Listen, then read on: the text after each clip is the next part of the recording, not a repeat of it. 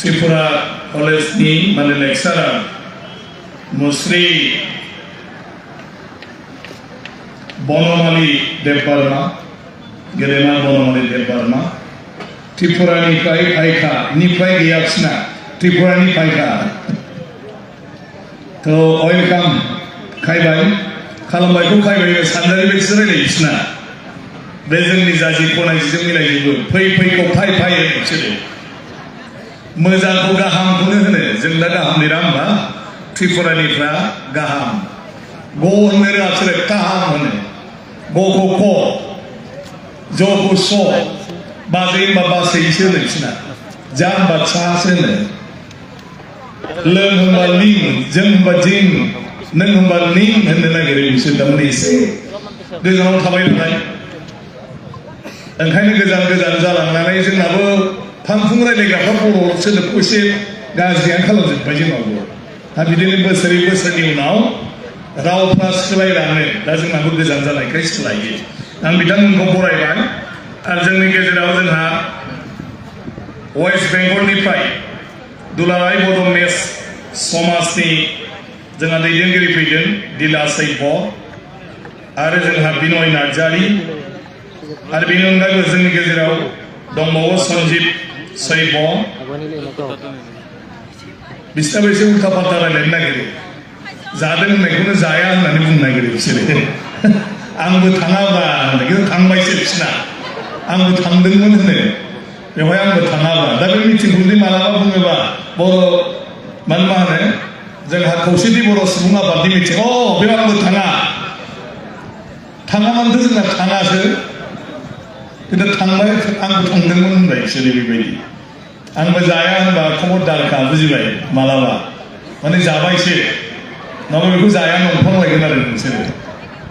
दा जोंनि रावफ्रा जायगा लायै जायगा सानजारि गवालपारा दैख्राम कलारि आरो मा होनबावो भाटिया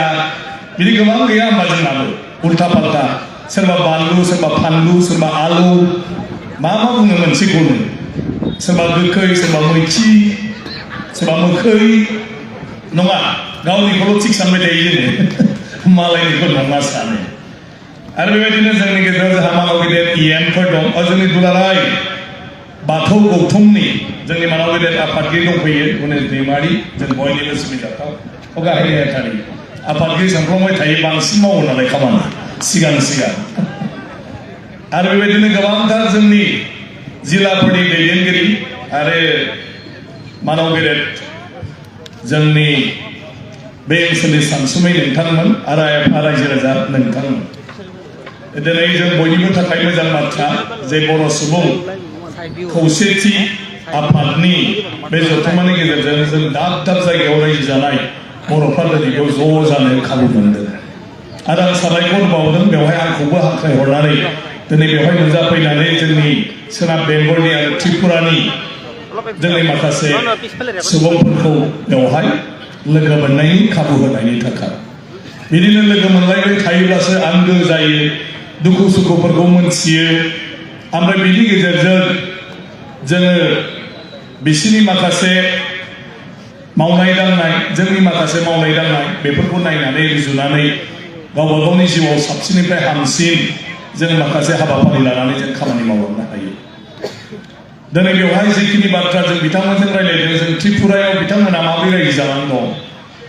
माबोरै मावो माबोरै खालामो बे बाथ्राफोरखौ जोङो मोनथिनो मोनो वेस्ट बेंगलनिखौबो जोङो मोनथिनो मोनो मालाय बिस्रा राजाजों थाफादों त्रिपुरानि मानसिफ्रा राजानि परियाला दाबो दं राजानि न'खरा देग्लाय राजकुमारिया एमपि जादों बेनिफ्राय न राजकुमारि आरो प्रद्युत देबबर्मा दङ बेयो राजकुमार दा राजा महाराजा बेनो महाराजासै आरो बेवहाय आरो बे काउन्सिलाव दा मेम्बार जानानै दं बयखौबो खौसे खालामनो थाखाय बियो बिबान लायाखै बिबान लायालासिनो ओरैनो अट'नमास काउन्सिलाव बियो सोद्रोमा जानानै दं मेम्बार बि सिएम जायाखै एमएलएबो गाखोआखै मन्थ्रिखौबो जायाखै दस्राफोरखौ जाहोजोबदों आरो बेखौ लानानै दिनै त्रिपुरायाव बयबो खौसे जानानै दंथ'यो त्रिपुरायाव ज' जानानै गासिबो जों साबायखर बावनांगोन जोंनि महाराजा प्रद्युत देबबर्माखौ आरो जोंहा सासे दंबावो राजफोलेरनि जिष्णु देब बर्मन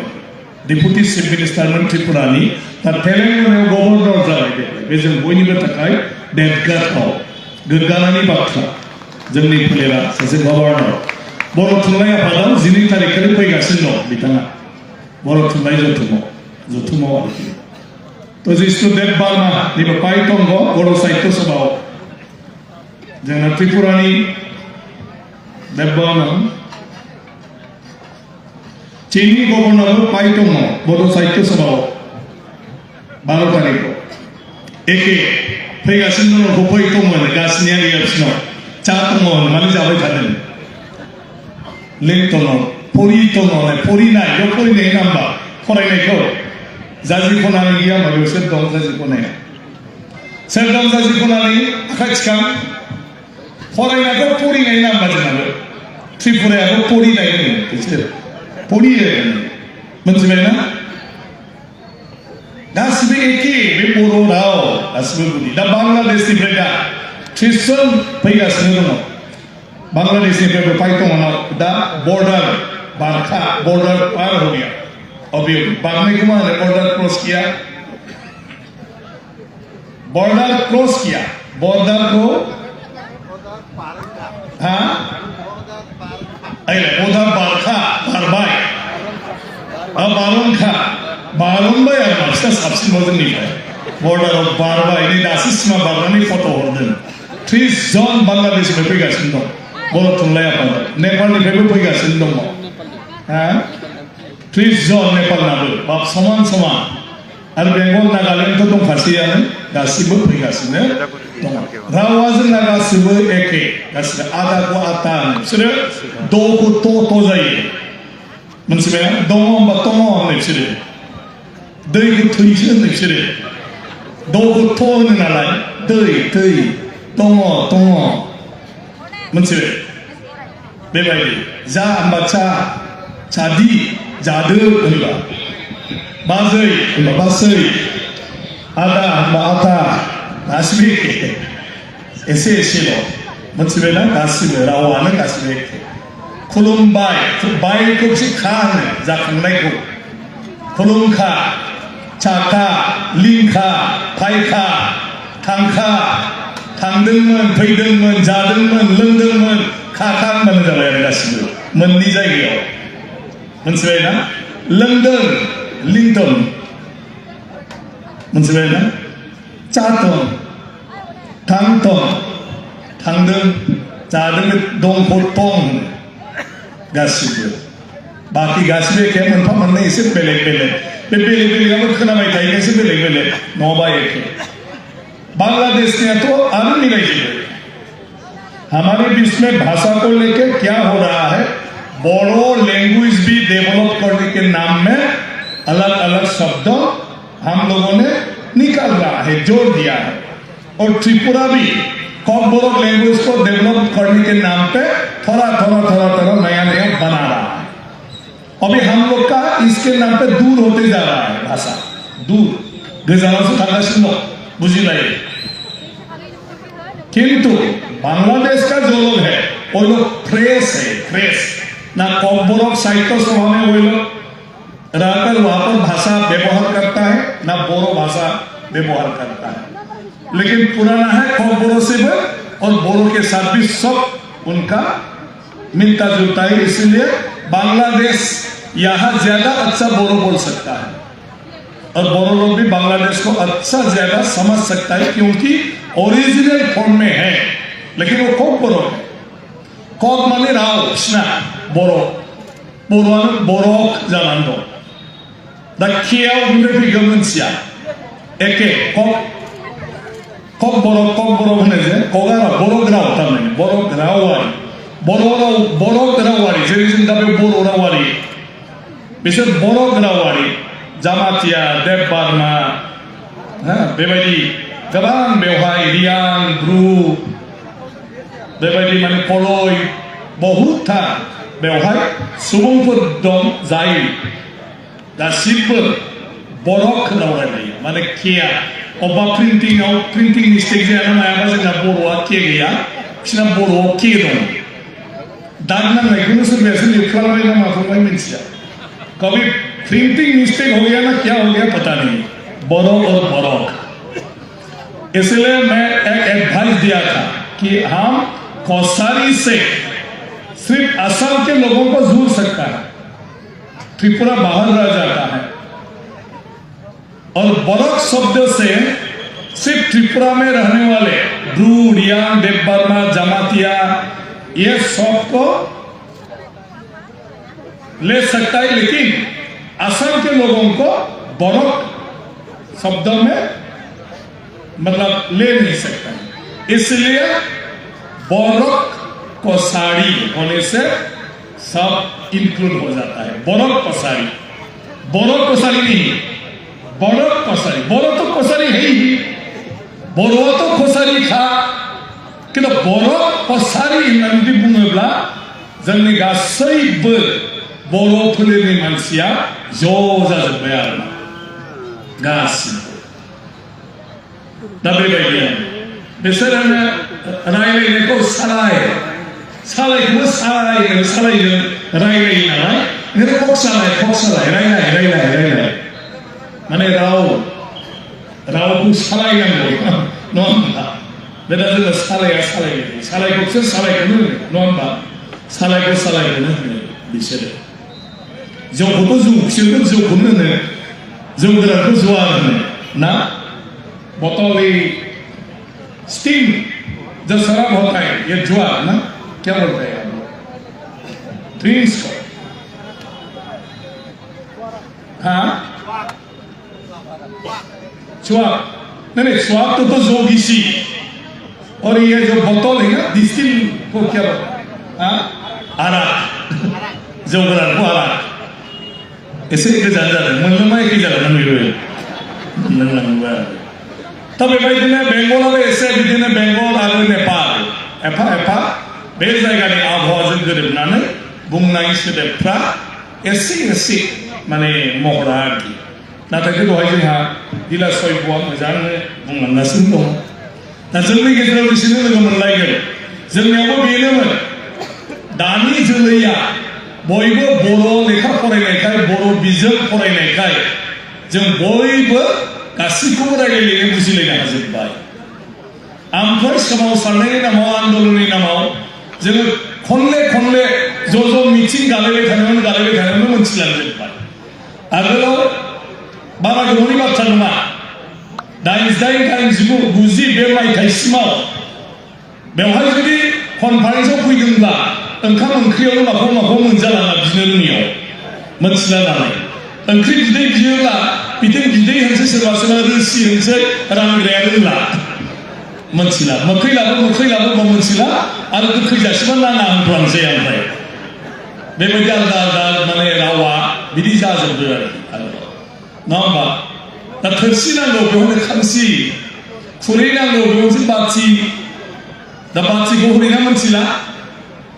खांसिखौ होनायना मोनथिला गोथिखौ होनायना मोनथिला लथा नांगौखौ दा बेबायदिमोन जोंनि रावा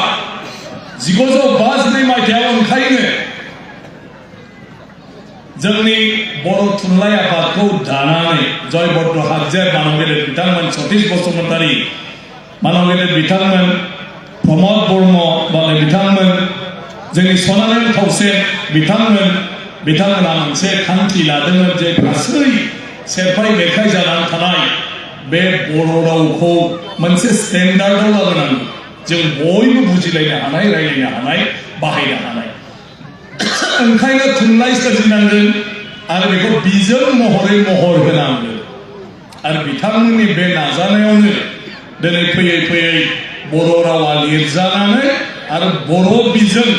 जानानै दिनै जायफ्रा बर' बिजोंनि गेजेरजों फैबाय बयबो जोङो रावखौ जयैनो बाहायलायनो हानाय बुजिलायनो हानाय रायलायनो हानाय जाबाय आरो दा जोंनावनो बेवहाय बिनि जायगानि मानसिफोरनि राव बै रङियाथिंनि राव बोरैबाय नावकाटाथिंनि राव तामुलपुरथिंनि राव डिमाकुसिथिंनि राव हरिसिङा भेरगावनि राव इसिबां फारागमोन आरोखि मोनसे समाव बेसेबां फाराग नाथाय जों दा बयबो बुजिनो हानाय जाजोब्बाय आरो दा गोबां सोदोबखौ जों दा लिरनांगौ दहाय जोंनि सिबिथाय आदा तरेन बर'आ गोबां बाथ्रा बुंलांदों थुनलाइनि सायाव लिराब्ला गोमालांजोबसै दा बेलाव बेज्लाव होनसै सोरबा बिजिल गोनांखाय लावग्राखाय बेज्लाव ओमफ्राय सानजानिफ्राय होनबाय फाननानै सुग्रा सौग्राखाय फानसु दा मोननैखौबो लिराबा मोनसेया गोमालांना गोमालाङा बुन्था बे जिगाबा सानजानियासो जुगुन्दै मोनसेया गोमागोना गोमाया थोरसिया थायोबा खांसिखौ जों लिराबा गोमालांना गोमालाङा डिक्सनारिफ्राव जोङो लिरलांजोबनांगोन गासैखौबो आरो लिराबा जोंनि रावफ्रा गोमालांगोन दा दहायसो होनदों द्रौपदी भाषा माने क्लासिकेल भाषा मोजाङै बाहायजानाय गासैबो बिथिङाव बाहायनायाव ओंथि गोनां सोदोबफोर थानाय आरो बेखौ फोरमायनायनि थाखाय ग्रामार थानाय बेबायदि राव जोङो मर्यादा मोननांगौब्ला अब्ला जोंनि सोदोब बाख्रिया गिदिर जानांगोन आरो सोदोब बाख्रिया गिदिर जानांगौबा जोंनि समाजाव बाहायनाय मोनफ्रोमबो सोदोबखौनो जोङो लानानै जोङो बायदिसिना लिरनायाव बिनि गेजेरजों ओंथिखौ मोजाङै फोरमायनो हानाय जानांगौ बेनि थाखायनो जोंनो बेफोरखौ नांगौ बर' रावाबो द्रौपदी भाषा संबिजितजों जोङो दिनै गनायथि मोनथ'वाखै जानो हागौ द्रौपदी हिसाबै सरकारनिफ्राय गनायथि मोनथायाखै जानो हागौ नाथाय बेबो द्रौपदी भाषा मानो द्रौपदी भाषा सिडनी एन्जेल साहाबा जेब्ला 800 बेसेबां 806 मायथाइयाव बे कसारी ग्रामार बर' रावखौ कसारी होनदोंमोन गोदो कसारी बर' एखेमोन बे रावा थारमाने बर' थुनलाइ आफादनि उनावसो बेखौ बर' राव हिसाबै बै समाव जयभद्र हाजो मानगिरि बिथांमोनहा बेखौ लिरजेनदों नङाब्ला दस्राफोरनि नोजोराव बे बर' रावानो कसारी राव आरो जिहेतु बर'आनो बांसिनमोन नालाय दिनैबो 25 लाख बर'आ आसामाव दं 25 लाख बेंगलखौ गारनानै मेघालय नागालेण्ड अरुणाचलनिखौ गारनानै गासैखौबो गारनानै बर' राव रायज्लायग्राया 25 लाख दङ ओंखायनो जाय मानसिफ्रा बाहायसिनो बिनि मुङै बे रावखौ बुंनाय जायो खिन्थु बियो अरिजिनेलि कसारी राव आरो ओंखायनो आं बुंबाय थायो कसारी रावा मा राव रायखस असुरफोरनि राव मोनथिबाय ना बे कसारीफ्रा सोरनि हारि बे कसारीफ्रा असुरफोरनि रायखसफोरनि हारि जों बुंनाय खोथा नङा बिजिरगिरिफोर जारिमिनगिरिफोर बिसोर लिरलांनाय रामायण महाभारतनि रायखस असुरफोरनि फोलेर जों बयबोथ' गोदो गोदायनि सुबुं समाजनि फोलेरजों नङा होनबा आरो जों फोलेर हिसाबै जोंखौ असुरनि फोलेर होनदों होमब्ला जोंनि रावा बै समनिफ्रायनो बाहायजादों बाहायजायाखै जोंहा माखासे समाव जों दासो लिरनाय राव हिसाबै बाहायनो थांनायाव लिरनाय राव हिसाबै थुनलाइखौ नायबासो जोंना गोदान नाथाय सिडनी एन्जेल साहाबा बेसेबां मोजां बर' रावखान्थिखौ इंराजिजों लिरनानै बे समावनो कम्पेयार खालामनानै देखायदों इंलिसजों जे बेसेबां रिच ग्रामार थानाय राव बियो जोबनो गैयै सोदोब जे प्रेजेन्ट पास्ट फिउचार आरो बेफोर सोदोबफोरनि महर सोलायनाया बर'नाव थुनलाइ सरसा खालामनायनि सिगांनिफ्रायनो दंखायो रायज्लायनायावनो ग्रामारफ्रा बर'फोरना गासिबो बर'फोरनि रावा बर'फोर रायज्लायनायावनो ग्रामारखा नाथाय रेकर्डआव जोंहा खम नालाय द्रौपदीनि बाथ्रायाव दा जों रिसार्च खालामनानै जों माखासे लिंकखौ दिन्थिनांगौ दा असमिया द्रौपदी जानायाव जेफोर बाथ्राफोरखौ रायखांदों बे जाहैबाय बर'फोरनि गुदि फोलेरफोर राजा महाराजाफोरनि समनि लिरनाय मानाय बायदिसिना बेखौ दिन्थिदों बेंगलि स्क्रिप्ट बायदि दङ असमिया स्क्रिप्ट बायदि गोरोबबाय नालाय बे असमियानि माबाया बै 10 जौथायावनो दंमोन बा बेबायदिनो नोङो मालाय मा होनो 8 जौथाय 5 जौथायावनो दंमोन बेनि सिगाङावनो दंमोन नैबेफोरखौ बिसोरो जायफ्रा असमिया रावखौ द्रौपदी राव होननानै माने बिसोरो माने बेखौ साजायदों बुंदों बिसोरो जाहैबाय गासिबो जारिमिनारि बै समनि बाहायनाय बे बाथ्राफोरखौ लानानै असमिया रावखौ इस्टाब्लिश खालामदों जे बे हाजार हाजार बोसोर सिगांनिफ्रायनो रायज्लायजानाय राव बेबायदि होननानै आरो दा नोङो हारसायाव काहि होनो नामा थोरसिखौ बर' मा होनो खांसि दा जोंनाव बुंनो नागिरो थरेन्दामोनहा आरो थरेन्दामोन बायदि हारसा साहित्यफ्रा खांसिनिफ्रायसो काहि जादों खुमब्रानिफ्रायसो खुमब्रा जादों मिथिबायना बेबायदि होनब्ला द्रौपदी नंगौना नङा जोंनि रावाबो जोंनिफ्रायसो असमिया सोदोब जायाखै होनबा जोंनिफ्राय बेरे फुंजानिफ्रायसो बेरे फुवा जादों मिथिबायना बेरे फुंजानिफ्रायसो बेरे फुवा जादों दा गासै सोदोबफ्रा जोंनाबो गोदो गोदायनिफ्रायनो दंखायो आरो जोंनिफ्रायसो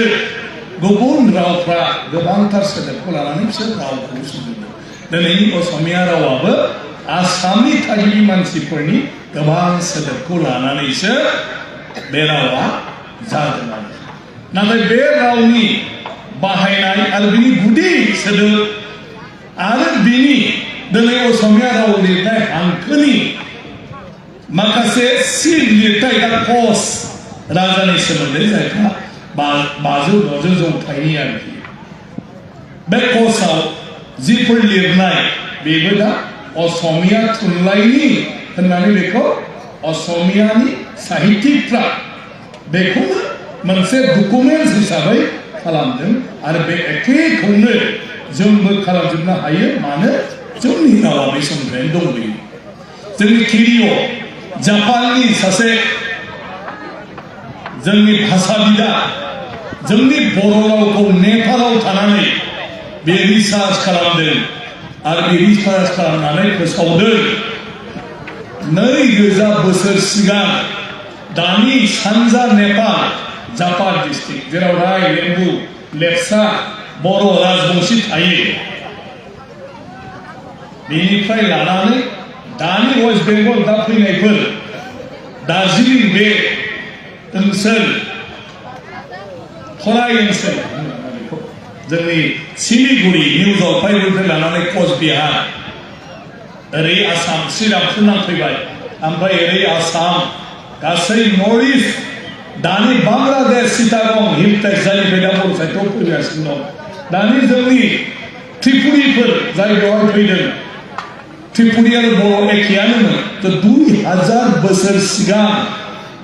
बे बर' कसारि जायखौ बड' लेंगुवेज ग्रुप होनो जोंखौ मोनसे भाषानि मानसि मात्र बे रावल' दं 2000 बोसोर सिगां जेसेबां रिसार्च जादों बेखौ नागिर बयनिबो रावहा दिनै जेसेबां बेयाव सोलियो 2000 बोसोर बेवहाय जोबहैजोबदों नाथाय 2000 बोसोरनि सिगाङावबो बर' रावनि सोलिबाय थानायखौ माने प्रमान मोनदों आरोमा जोंनि बे किरिय'आव ओंखायनो किरिय'नि जिथु रिसार्च जोबोद गिदिर जोंनि सम्पति आरो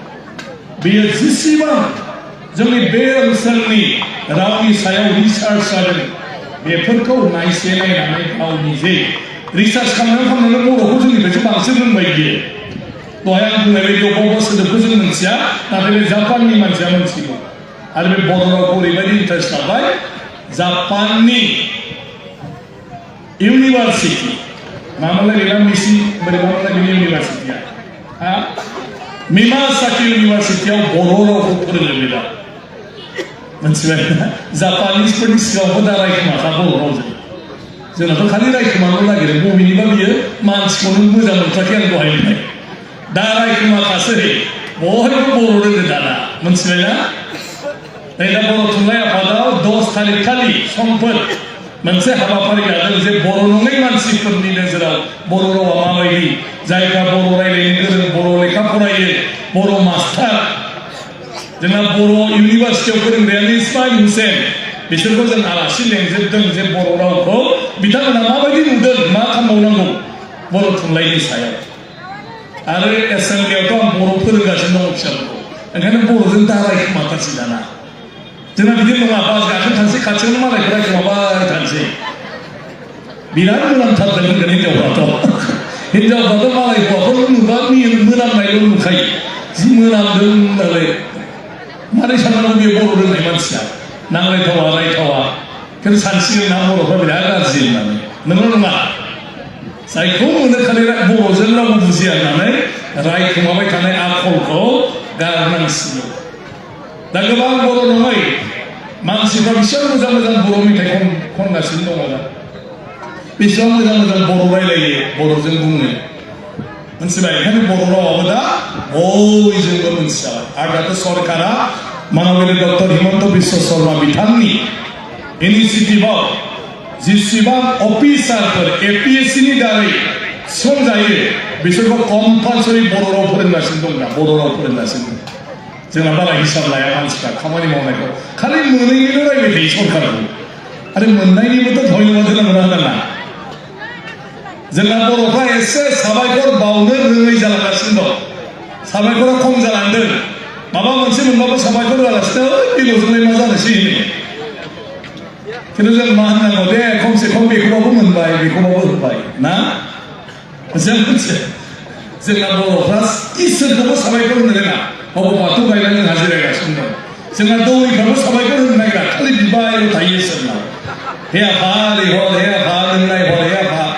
जों गिबियावनो बुंनांगौ हे आफा नोंनि थाखायसो बे एथ' मोजां नङा होमबा हे आफा दिनै आं जेरैबायदि मोनजादों जेरैबायदि मोनलोंदों नोंनि थाखायसो मोनजादों आफा नोंनि थाखायसो हिन्जाव मोननायखौबो इसोरखौ धन्यबाद होनांगौ मिथिबाय गासिबो फिसा माबा मोनसे मोजां जाबायबा नोंनि थाखायसो आफा आंनि फिसाया ओरै जादों आफा बिनि थाखाय साबायखर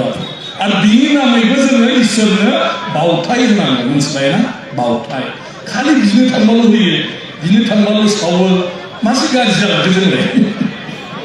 जोंनो जि होदों जि मोनदों बेखौ जुदि एसे इसोरखौ बुङाबा बेखौथ' गाज्रि मोना मोना ओइ साला एकदमबारे खालि गावसिनिखौल' जों आंनिखौहाय साना बिसोरो माबायदि दं बाथौसालियाव आफा बोराइ बाथौआ दा आं मेथाइ न' लुनाय जि पाका टाइल्स होलांजोबनानै खालामबाय थायो आरो न'नि बाथौआ हाग्रा दुनानै थायो नंगौ नङा खिन्थु आगोलावथ' जोंहा बाथौआसो जालांदों जानाङा बर' न'खराव बाथौ थाथारनांगौ बे जाबाय बर'फोरनि रायजो जानाय समाजनि खान्थि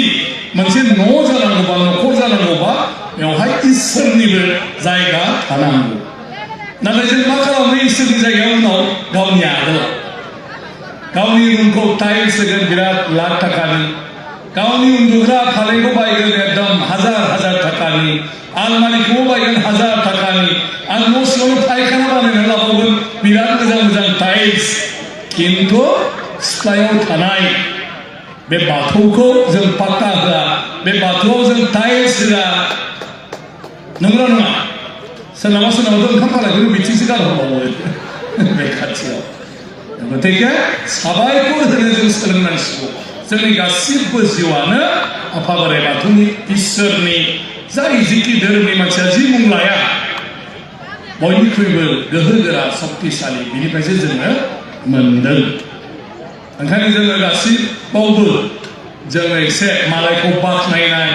खालि रायखोमानाय रायनाय बेयावल' थांबाय थायाजासे मालायखौ बाख्नायनाय मिथिबायना मालायखौ अननाय मालायखौबो सिबिनाय सन्मान होनाय जों दा बेवहाय थांनांसिगौ बे लाइनाव गासिबो आं गोबां बाथ्रा बुंनो सानाखै बर' कसारि वेलफेयार अट'नमास काउन्सिलनि माखासे बाथ्राफोरखौ रायलायलायबाय थादों आं सानो दानि दैदेनगिरिफ्रा जिबायदि मोनसे गोख्रों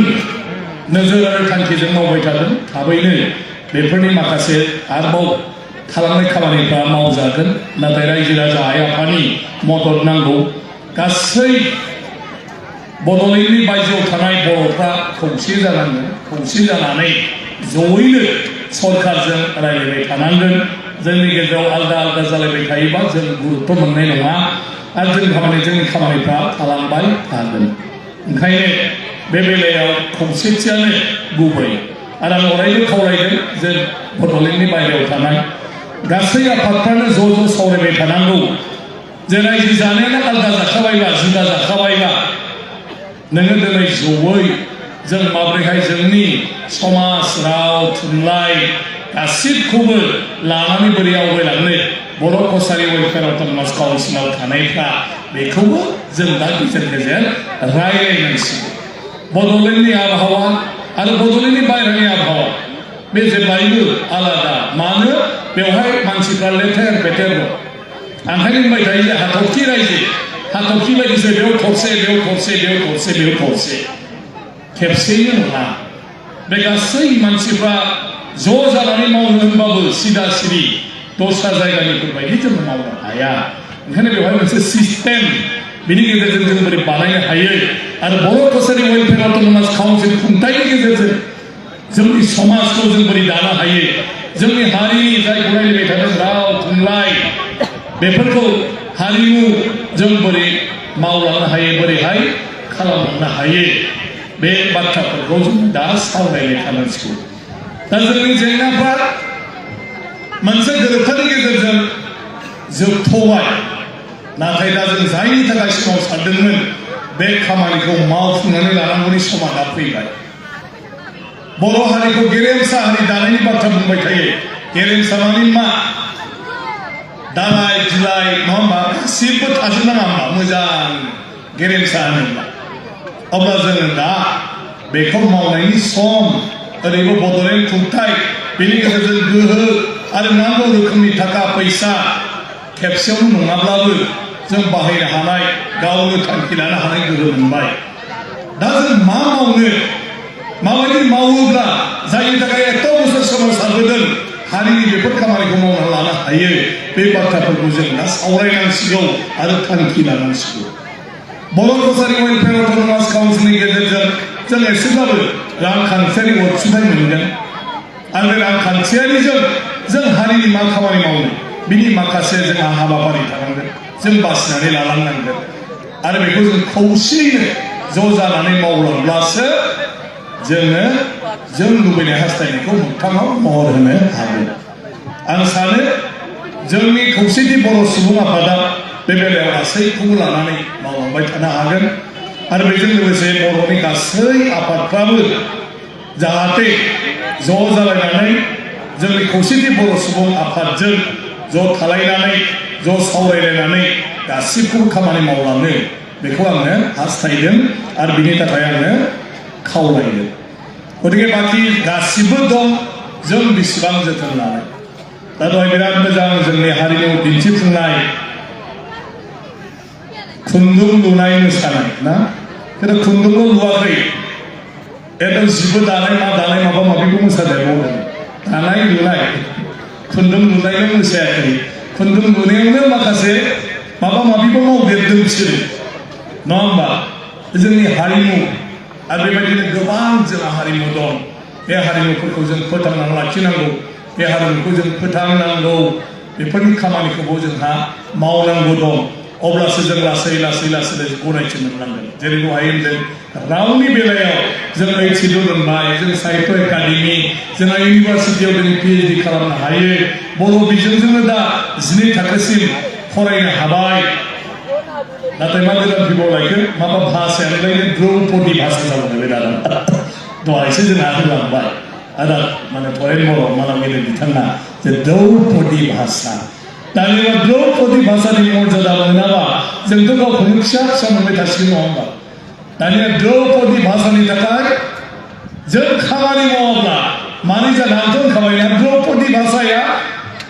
रेभारेन्ड सिडनी एन्जेल साहाबनि बिजाबानो जाखायो खारन बियो बिनि बहुत आगोलनि बाथ्राफोरखौ गासिबो बिथांनि बिजाबाव फोरमायदों आरो बेबायदिनो गुबुन गुबुन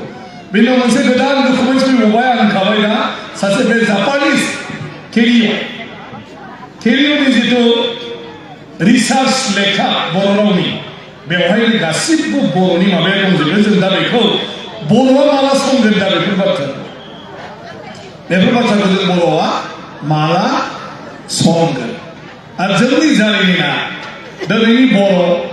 बिनि आगोलाव जों बयबो कसारि बिनि आगोलाव जों बयबो बड' होननानै बुङोब्ला त्रिपुरि सिपुरि गासिबो बड'नि उनावसो किराति होननानै बुङोब्ला जों आरो बे गरखाफोर बाय लेम्बु लेपसा थांगा मुगलफ्राबो गोलैफैदों बेवहाय किराति आरो किरातिनि समा सोरनि नरकासुर भगदत्त बान राजामोननि समा किराति बै सम आरो बिनि आगोलाव रामायण जुगावबो असुरफोर गासिबो बे ओनसोलावनो जों गासिबो बे ओनसोलावनो जों रामनि जुगाव असुरफोरजों जेरै जुद्ध जायोना बे गासिबो बे हिमालयनि हाजो सेरफाङावनो जों हिमाचलनिफ्राय लानानै बेसिम आरो बे जायगायाव मानो जाहैबाय संघात बेवहाय असुरफ्रा रायजो जायोमोन जोंनि बंशफ्रा आरोखि ओमफ्राय बिसोरो बायदिसिना जाहोनाव जेब्ला हाबफैयो होनब्लानो बुजिलायैयाव मायैयाव मोनथिलायैयाव बेवहाय जुद्ध जायो बुलाय सोलाया जायो दा रामायणाव माबोरै जाखो रायखसफोरजों जालायनाया जोंनि ऋषि मुनिफ्रा तपस्या खालामनो अरनबारियाव फैयो हाग्राबारि दैमा निजोरा बेफ्राव सिङावसो बिसोरो तपस्या खालामफैयो आरो बे तपस्या खालामफैनायावनो जेब्ला असुरफ्रा रायखसफ्रा बिसोरखौ डिस्टार्ब खालामो गावसिनि मथेबा डिस्टार्ब आरो जोंनि मथेबाथ' जानला मोनला सुदुर बुदुर सोर मानसिया फैनानैबो जब्लाबाय थादों एसेथ' रायदावहैयोना रायदावहैया बेहा एकदम नेसेबनानै मालाय तपस्या खालामगासिनो दं जोंना थांनानै सोरबालाय बेयाव फैनानै बिदि खालामबाय थानो आरो डिस्टार्ब बे डिस्टार्ब खालामनायनोथ' मुनिफ्रा गावसिनि यज्ञखौ नस्थ' जाहाथे खालामनो हाया असुरफ्रा राम लक्ष्मणखौ लांनानै गावहैयाखै होनबा बिश्वामित्रनो आसोरमोन बेयो ऋषिया बे लांनानै गावहैनाया मोनथिबायना बे महाभारतनि समाव जेब्ला पान्डबफ्रा कौरबफोरजों लाहानि न'आव सोनानै सावथार जानो नागिरदोंमोन दस्रा लामाजों बिसोरो खारखोमाबोबाय ओमफ्राय बिसोरो बे हिमालय हाजो सेरफाङाव हाबफैनायावनो हिरिम्बानि बिदा हिरम्बजों बुलायलायबाय आरो बे बुलायलायनायावनो भीमा मायाव बुख्रांखो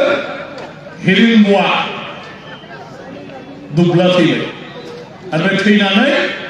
कुन्ती देबिया भीमखौ बुंबाय नों दाना बेखौ बुथारनानै बेहा सोरजों थाबावनांगौ बिनानावालाय गतिके नों हाबा खालामनांगौ नै बिदि होननानै उपाय गैयै भीमा हिरम्बखौ हाबा खालामो बिदिजों असुरखौ लोगो मोनजेनबाय बिनो बे जायगायावसो खारखोमानानै गिदिंनायावनो श्री कृष्णआथ' बिसोरजों थाफाबाय थायो बेवहायनोथ' रुक्मिणीखौ लोगो मोनलायनानै गोसथोलायलायबाय रुक्मिणीजों ओमफ्राय गोसथोलायनानै जोबनानै रुक्मिणीया खारखोमा लांबाय द्वारकायाव थांना रायजो जाहैबाय रुक्मिणीया श्री कृष्ण दा बे गासैबो जायगायानो जाहैबाय बर'फोरनि जायगा कसारिफोरनि जायगा किरातिफोरनि जायगा असुरफोरनि जायगा जेसेनो हाबलाङो बेबायदि मोनलांगोन आरो नों फोलेरफोरखौ दा बेफोरो दानि नङा बेखौ बे समावनो तेजपुरनि जिथु दा बायखोन्दा नेरसोनफोर दं बे आगरफ्रा बेवहाय दंजोबो कामाख्यानि मोनसे खुन्थायावबो दङ आरो बेखौ दा आसाम आयेन आफादनि दरखं मोखाङाव बानायनानै दोननाय जादों 10 जौथाइ आंमा 12 जौथाइ बिनिबो 200 बोसोर सिगांनि बे डिमापुर आरो गलाघाट डिमापुरल' नङा बियो गलाघाटआवबो मोनदों बेखौ गासिबो दा बे जिथु जोंनि लंथाइ बायखोन्दा जि नेरसोन बेखौ दा आसाम आयेन आफादनि दरखं मोखाङाव दाख्लै गायनानै दोननाय जादों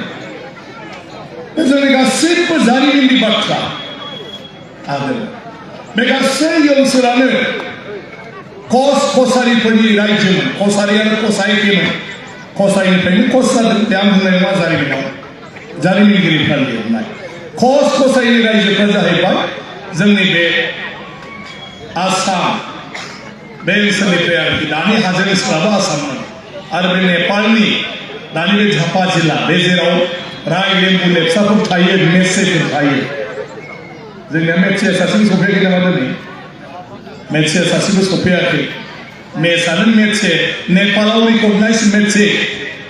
वेस्ट बेंगलाव सोनाब बंग बेवहाय बर'फोरखौ मेस रिकगनाइजआ आसामाव बर' कसारि मेस कसारि आरो गुबुन गुबुन राभा गार' देउरि हिसाबै रिकगनाइज मेघालयाव गार' आरो बर' कसारि हिसाबै रिकगनाइज नागालेण्डआव मात्र कसारि हिसाबैनो गासिबो रिकगनाइज बेवहाय बर'आनो जा डिमासायानो जा सनवालानो जा देउरियानो जा मेसानो जा नागालेण्डआव बिसोरखौ कसारि होननानै बुंनाय जायो माने रिकगनिसन गभर्नमेन्टनि आरो शेड्युल ट्राइब्सआवबो कसारि हिसाबैसो बेवहाय मोनगोन बर' डिमासा हिसाबै मोना त्रिपुरायाव बेखौ रिकगनिसना खालामहैबाय गुबुन गुबुन माबानि नामै आरो त्रिपुरा रिकगनाइज एसटी रिकगनाइज उसमें तो थोड़ा अलग अलग नाम दे दिया बेनि उनाव नोङो बांलादेशआव त्रिपुरा रिकगनाइजआ बांलादेशआव खुनु ककबरकजों लोब्बा गैला बड'जों लोब्बा गैला कसारिजों लोब्बा गैला बेवहाय बांलादेश सरकारनि रिकगनिसना त्रिपुरा बर'फ्रा बांलादेशनि बर'फ्रा त्रिपुरा ओमफ्राय आसाफ्रा असमियाया आसाम नादि आलफाफ्रा टाइटेल लिरोना आसाम आसाम बे जाबाय त्रिपुरानि असमियाफ्रा आसाम टाइटेल लिरो राङामाटि एरियायाव आसाम बस्ति दं जेराव असमिया गोजा दा फैदों सोरबो नैबे दा 30 जन फैनायाव असमिया फैफादों गार'फोरबो फैफादों आरो दा बेबायदि जोंनि जारिमिन इतिहास जेयानो जायाथों जों बेबायदिनो गेजेर गेजेर सावरायबाय थायोबा आरो जों मोनथिनाय बाथ्राफोरखौ लिरबाय थायोब्ला लासै लासैनो जोंनि जारिमिनारि जेफोर गुदि बाथ्रा बे बाथ्राफोरखौ जोङो बयनोबो फोरमायनो हागोन बेरखांनो हागोन जों दा लिरनांगौ गासिबखौबो धोरोमनि बाथ्राखौबो जों लिरनांगौ आं बारे बारे बुंबाय थायो फिसा फिसौ बाथ्राफोरखौबो जों लिरनांगौ धोरोमनि बोसोनफोरखौबो जों जेसे हागौ लिरनांगौ गासिबो लिरालासिनो खुगाजोंल' थांबाय थायोबा उनावहाय बेफोर बायदिसिना परिस्थितियाव लासैनो गैया जालांफिनो दा जोङो 30-40 बोसोरसो जि सोमावसारनाय बे सोमावसारनायाव जों बहुतखौनो खोमानानै लानांबाय आरो जाहोना जाहैबाय जोंनाव बिजाब महरै गैया दा ओंख्रिनि नामफ्रा लासै लासै गोमालांदों आगरनि नामफ्रा लासै लासै गोमालांदों जि जोम दानायावबो दावराय मोख्रेब आगरफोरखौथ' बुङो दिंखिया आगर लाव बेगर आगरफोरखौबो फारौ मेगन आगरफ्रा नामानो सोलायबावबाय गोदान गोदान जाजोबलांसै बायदिसिना दा आगरफ्रा गोमालांसै मैगं थाइगंनि नामा गोमालांसै सोमोन्दोआनो गोमालांसै नै दा फिसायानो सासेल' फिसा सासेयाव आदैया सोरखौ बुंनो आयंआ सोरखौ बुंनो आमाया सोरखौ बुंनो सासेल' नालाय आंकोल आन्टियानो जाजोबसै गावनि नङा नालाय आंकोल इंराजनि माबाफोरनि ब्रिटिशनि इंराजिनि जाहैसै फिसा गोदोनिफ्रायनो बारा बुरजा बुरजा फिसा थाया इंराजफ्रा ओंखायनो आन्टियावनो जोबोसिना आंकोलावनो जोबो किन्तु बर'फोराथ' लेंट्रें पेंट्रां बिसिबां न'खराव बिदा फंबाय बिब' बिनानाव दा गासैखौबो लानानै बिसिबां सोदोब दा बेवाइखौ सोरखौ बुंबावनो हिन्जावा गावनिल'बा फंबायनिबो हिन्जाव गैया सोरखौ बेवाइ होननो दा गावनि हिन्जावनि जुदि बिब'आ गैयाबा सोरखौ बेवाइ होननो दा नङा होमबा हिन्जावा सानै साथाम जानानै गथ' बिहारि सिन्थाय सोदोब दं जोंहा नङा होमबा बिहारि जनाय बिहारि आजिखालि हिन्जाव सानै मोनला नालाय बिहारियाबो जोबसिगोन सोदोबा सोर लिरबावनो गोदो हिन्जाव सानै मोननायखाय बिहारि आरो बेबायदिनो हाबानि सोमोन्दोफ्रा बिराद बेबायदिनो गतिके लासै लासै सोमोन्दोआ सिन्थाय गोमालांसै जुदि लिरनाय थायाबा दानिफ्रायनो लिरखा ओरैनो बर'फोरनाव गैया बारा आंनि गोजौआव आफा आफानि सायाव आबौ आबौनि गिदिरखौ आयं होनफिनदों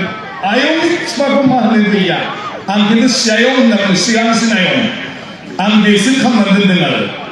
आफा आबौ आयं सियायं माने आयंनिबो सिगांसिन आयं ओरैनो थलेना गोबां नांगोन जोंहा दा लांजायावबो दा बेबायदिनो गोबां सोदोबफोरखौ जोङो दिहुननांगौ गोदो गोदायनि जुगाव एसेबां मोजां सोदोब दं सासे मानसिया दा जनायनिफ्राय सिखारोब्ला नङा होमबा गसंखांनायनिफ्राय एकदम गसंखांनायसिम मा गसंसिननाय गसंखांनाय बेफोरबायदि मा सोदोब माने दिहुनलांदों सबखौनो फोरमायनो हायो दानख्लाबनाया माबायदि दानख्रुबनाया माबायदि दानखोनाया माबायदि दानस्रिंनाया माबायदि मालाय बुंनायजों माबायदि मोनामनायफ्राबो मालाय माबायदि सेवरुं गेसावरुं मा बुजिबाय बर'फ्रा इमान जखानि मोनामसुनो रोंगौ गेसाव नंजोबद्राया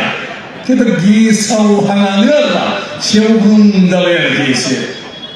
गोखांद्रायबो नङा खामहे हारसाफोरनाव गैया खामहेखौ मा होनो हारसाफ्रा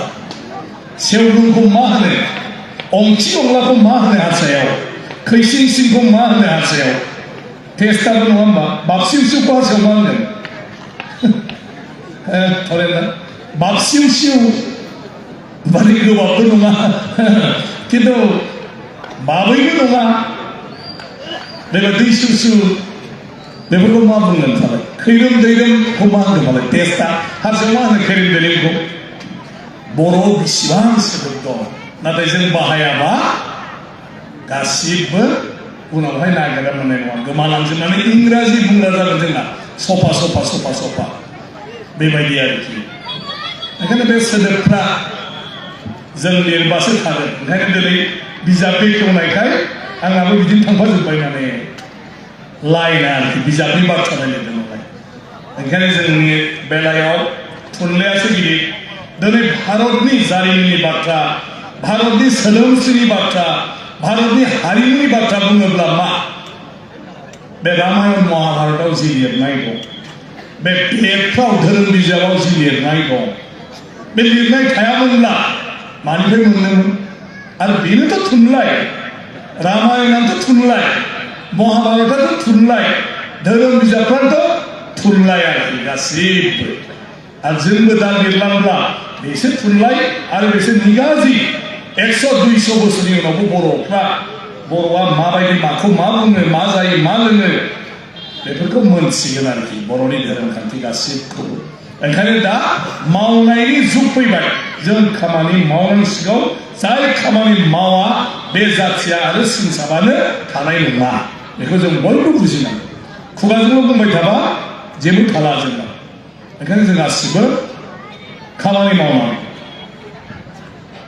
दा बेखिनि बाथ्रा बयनिसिमबो आंनि गोसो गोरबोनिफ्राय गाहाम हामलायनाय बावहरबाय बर' थुनलाइ आफादनि एबा जथुम्मायाव आं MLA बे समष्टिनि ओंखायनो आं आफादगिरि दिनै बेनिफ्राय नोंथांमोन बयखौबो आं खावलायहरबा हायोबा सानसे बर' थुनलाइ आफादाव फै आरो जायफोर गोजाननिफ्राय गारि लादों नेनो हायाब्लाबो गाबोन ओरैनो हाबनानै थांनो हायो आरो बर' थुनलाइ आफादनि जथुम्मायाव सनितपुरनि बिश्वनाथनि धेमाजि लखिमपुर डिब्रुगड़ गलाघाटनि गासै मानसिफ्रा ओरैनो थांनानै डिमाकुसिजों बर' थुनलाइ आफादखौ नायनानै थांनो हायो खेबसे